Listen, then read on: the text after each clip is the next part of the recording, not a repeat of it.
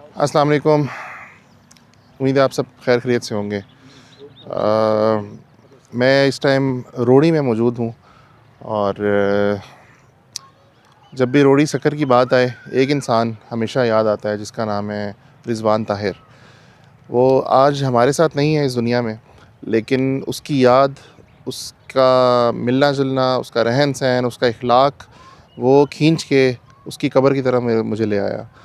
तो मैं जो है यहाँ पे अभी कोयटा था, कोयटा से वापस जा रहा था, तो मुझे एकदम बस मेरा दिल नहीं कर रहा था कि मैं यहाँ मिले बग़ैर उनसे, उनकी फ़ैमिली से, ख़ास तौर पे कब्र पे हाज़िरी दिए बग़ैर मैं जो है ना चला जाऊँ। मेरे दिल को कुछ हो रहा था।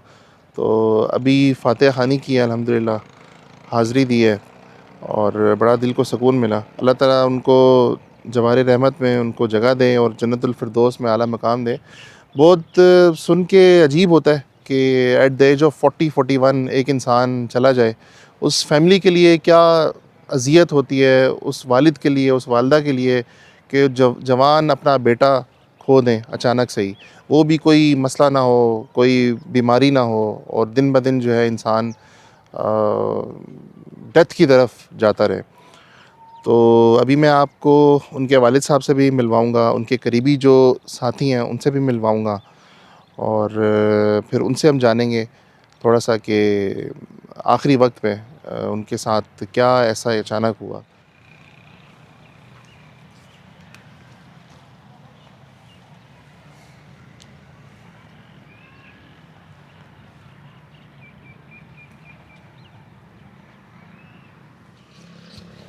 तो दोस्तों अभी आप लोग सामने देख रहे हैं ताहिर अंकल जो रिज़वान भाई के वालिद साहब हैं, लेफ़्ट साइड पे वो खड़े हुए हैं और उसके साथ ही साजिद साहब जो कि बड़े ही करीबी रिज़वान भाई के दोस्त थे।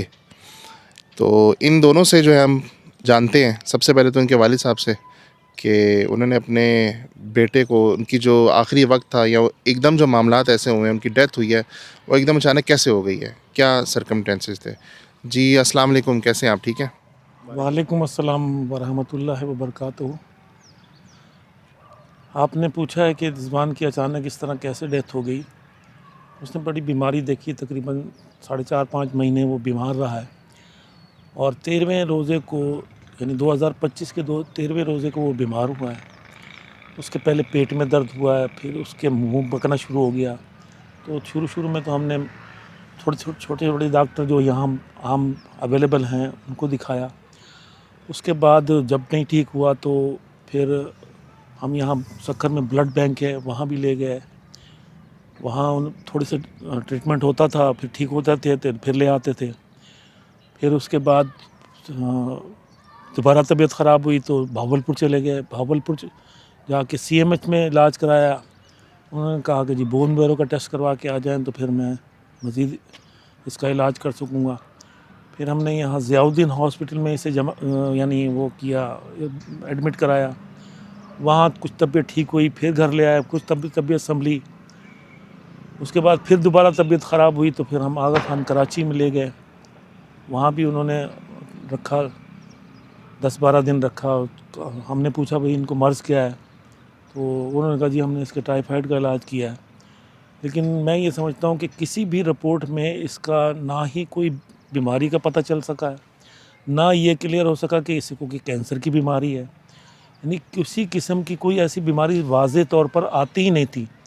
और जिस दिन इसकी तबीयत ख़राब हुई और जिस दिन उसकी डेथ हुई है तो ये सुबह एम्बुलेंस इन्होंने मंगवाई, इसकी वाइफ ने और ख़ुद इसने और इसके बेटे ने, और सुबह 6 बजे के करीब ये लेके चले गए। हमने कहा ये नाम रूटीन में जा रहे हैं चेकअप कराने। तो वहाँ सिविल अस्पताल पहुँचे हैं तो सुबह के वक्त बारिश भी बहुत हो रही थी। तो सिविल अस्पताल वाले के डॉक्टर ने उसको देखा, देखने के बाद कोई केयर नहीं की। फिर ये दोनों माँ बेटे जो है उसे ब्लड बैंक ले गए। ब्लड बैंक वालों ने कहा जी ये इसकी हार्ट बीटिंग बहुत कम हो रही है और इसका ब्लड प्रेशर गिरा हुआ है, तो वहाँ पर NICVD ले जाओ। वहाँ NICVD ले गए तो वहाँ वो कहने लगे जी इसकी हार्ट बीटिंग तो सही है, आप किसी फिजिशियन को दिखाएं। बस इसी दौरान हालांकि ये बेड पर NICBD के बेड पर खुद लेटा है और उसके बाद उसकी तबीयत गिरनी शुरू हुई है, तो वो उन्होंने इसको वेंटिलेटर पे लगा दिया। तो इत्तेफाक से उस वक्त बिजली भी चली गई NICBD की। फिर वो थोड़ी देर बाद उन्होंने पंप करने की बड़ी कोशिश की के पास, लेकिन वो फिर यानी उसकी रूह परवास कर गई। ये इसकी मुख्तसर कहानी है। हमें इसका पता ही नहीं चला कि कौन सी बीमारी, हालांकि दूसरे बेटे को भी ये हुआ है, उसको तो डिक्लेयर हो गया ना कैंसर है और उसका ट्रीटमेंट हो रहा है और वो काफ़ी हद तक रिकवर हो गया है, तकरीबन आधा रिकवर हो चुका है। अब 3 महीने के बाद दोबारा उसे बुलाया है। तो बस आप लोगों में दुआ है कि अल्लाह ताला से दुआ करें कि अल्लाह ताला एक तो रिजवान की आगे की मंजिलें आसान कर दे और दूसरे मेरे बेटे को सेहत व तंदुरुस्ती अता फरमाए, क्योंकि ये पैदर पैद सदमे मुझे लगे हैं कि तकरीबन 1 साल पहले मेरी जवान बेटी वो फौत हुई, उसके बाद ये रिजवान को ये चला गया दुनिया से और उसी दौरान दूसरा बेटा भी बीमार हो गया। तो अल्लाह ताला हम पर अपना करम करे, क्योंकि ये अल्लाह ताला की तरफ से कुछ आजमाइश होती है।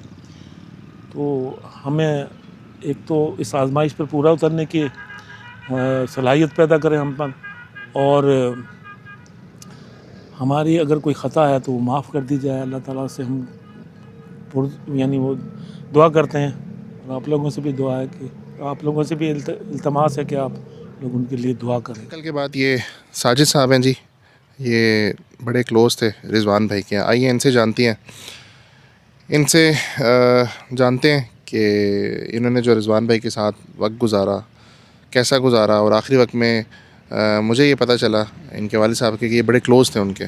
तो इनकी ज़ुबानी सुनते हैं जी।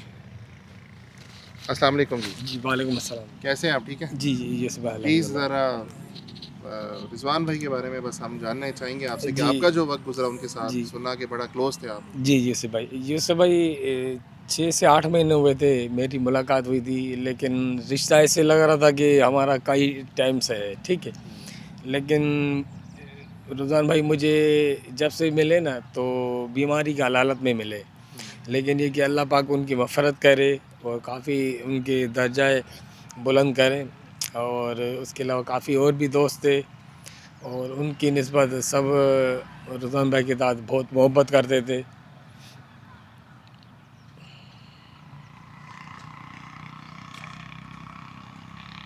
ये अपना यूसुफ बेटा, मैं इसके बारे में ज़रा और ज़रा क्लियर करना चाहता हूँ कि ये रिजवान का ऐसा दोस्त था कि उसकी एक कॉल पर ये यहाँ फ़ौरन आ जाता था और जगह जगह जिस हॉस्पिटल में पर वहाँ नंबर लेना होता था तो नंबर पहले लेता था ये जाके। और अब तक ये बेचारा जो कभी भी कॉल करो तो ये फ़ौरन आ जाता है। तो अल्लाह ताला इसकी उम्र दराज करे, इसके लिए हम दुआ करते हैं। और अल्लाह ताला, हालांकि ये रेल का एम्प्लॉय नहीं है, ये वैसे ही दोस्त है, लेकिन इसने अपनी दोस्ती निभाई ऐसे रिजवान के साथ कि मेरा ख्याल है कि सगे भाई जो है ना वो ही ऐसा कर सकते हैं। ये कदम कदम पर उसका साथ होता था और मैं इसका शुक्रगुजार हूँ कि अल्लाह ताला इसको जो है ना इसका सिला अल्लाह ताला दे सकता है, हम क्या देंगे। ठीक है।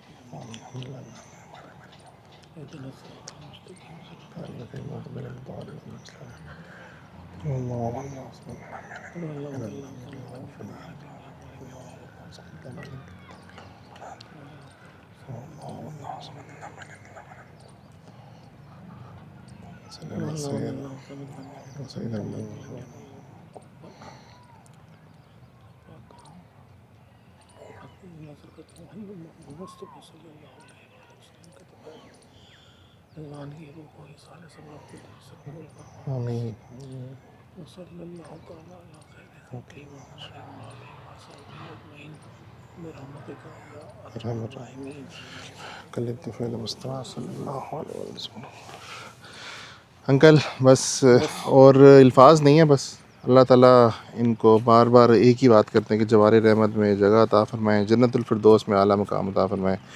तो ये आप लोगों ने सुना जैसे कि ये एक रियलिटी है। अंकल ने जो मुख्तसर वे में जो उन्होंने शॉर्टकट ली, सारा कुछ क्लियर बता दिया कि ये ऐसा हुआ। तो लोगों ने काफ़ी अफवाहें भी फैलाई, ऐसा हो गया वैसा हो गया, हाँ जो हो मुझे गया पता चला था, मुझे पता जी। चला था कि लोग ये कह रहे हैं कि माँ बाप ने जो है ना हाथ उठा लिया इसके ऊपर, अब कहते हैं हमारे पास इलाज के लिए पैसे नहीं हैं। जी हालांकि मैं भी जो कर रहा था और उसका भाई इतनी कोशिश करता, उसने अपनी कार जो है ना वो फ़रोख्त कर दी कि मैं अपने भाई का इलाज कराऊंगा। लेकिन बस वो तबीयत तो कुछ इतनी ख़राब नहीं थी, यानी वो कराची गया है और कराची पहुंचा है। कराची पहुंचने के बाद उसे इत्तला मिली कि उसके भाई की डेथ होगी। वो उसी वक्त अपना चेकअप कराने गया था, तो उसी वक्त वो वहाँ से वहाँ लौटा है और बड़े भाई को साथ फैसल बेस से उसने लिया है। मेरा बच्चा एक फैसल बेस में है, तो वहाँ से दोनों आए हैं। और बस दूसरे दिन उसी मेरे जो कामरान है मेरा बेटा दरमियान वाला, उसकी तबीयत इतनी ख़राब होगी तो मैंने अल्लाह ताला से फरियाद की, अल्लाह ताला अभी तो तूने मुझे बेटा लिया। उसने हाथ पैर डाल दिए, मैं समझा ये भी गया, जिसको यानी कैंसर डायग्नोज हो गया है। तो बस अल्लाह ताला, उसे एक उल्टी आई, उल्टी आने के बाद वो कुछ रिकवर हुआ ना, उसने भी उसके हाथ पैर यानी जवाब दे गए थे और आंखें ऊपर चढ़ गई थी। हमने कहा बस अल्लाह ताला खैर कर, तो अल्लाह ताला ने करम किया कि अब वो एक तो चली गई औलाद, बेटी भी चली गई। अब जो भाई हैं जो कैंसर में हैं, इनके लिए भी ख़ास आप लोगों ने दुआ करनी कि जल्दी सेहतयाब हो जाए और अल्लाह ताला इनकी फ़ैमिली के लिए आसानियाँ पैदा कर दें। आमीन आमीन। वस्सलाम।